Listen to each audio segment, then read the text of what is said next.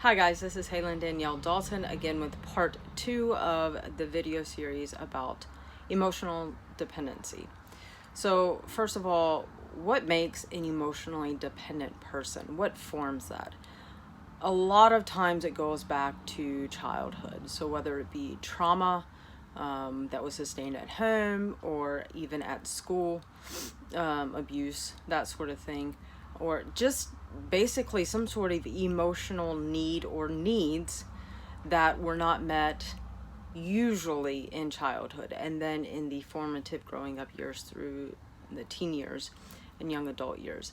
Often that is the case. Now, even as adults, we can have even new holes or vulnerabilities that form over time that we try to fill. So that's the idea. We all have holes, we all have hurts, and that is part of the recipe that makes an emotionally independent person.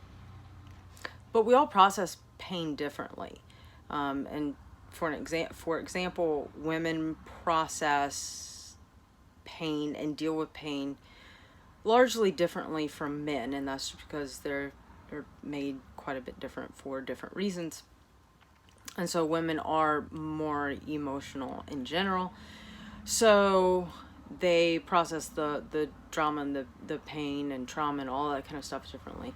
So an emotionally dependent person has these holes. They recognize, whether consciously or subconsciously, that it is creating this void and this longing in their life. So they seek out ways to fill it. So for instance, an addict may go the way of typically drugs or alcoholism. They may go towards gambling to try to fill these needs. An emotionally independent person will largely seek out the emotional side of things. So maybe they had an absent parent growing up, or there was a lot of arguing in their home growing up, so they're trying to seek out this sense of control to try to keep things level, keep things where they can stand them, where they can handle them. And then, for instance, if their parents were busy arguing a lot, or maybe they were, it was a joint custody thing, so they had to go to this parent's home, that they had to switch every weekend or every other weekend.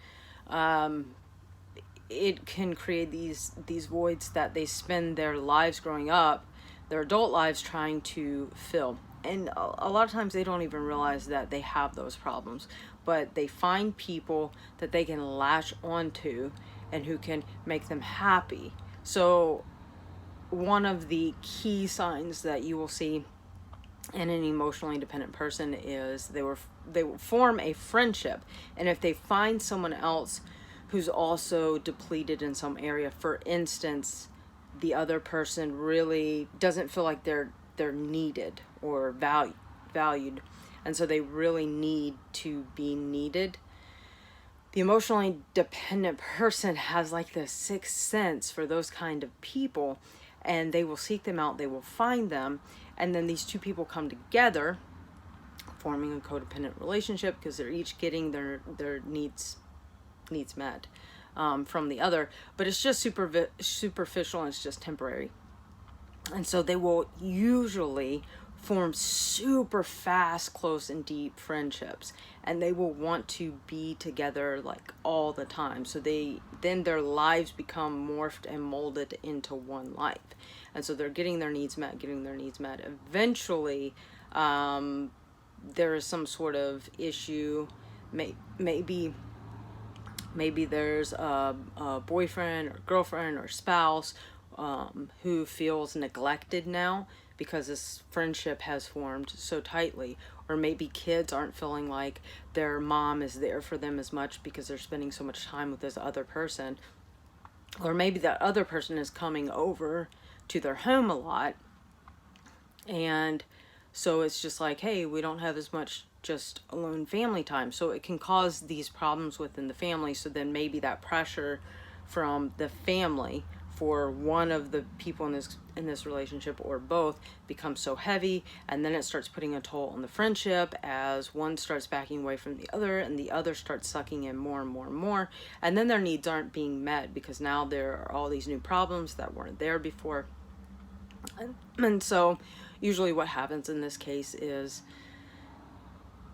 one tries to kind of walk away, the other tries to latch on, and eventually they both just walk away. They have a big explosion, and that's it. Their friendship will never be a friendship ever again. So that just gives you a little information as to what to look out for, or how to recognize an emotionally dependent person, or maybe how to see it within yourself.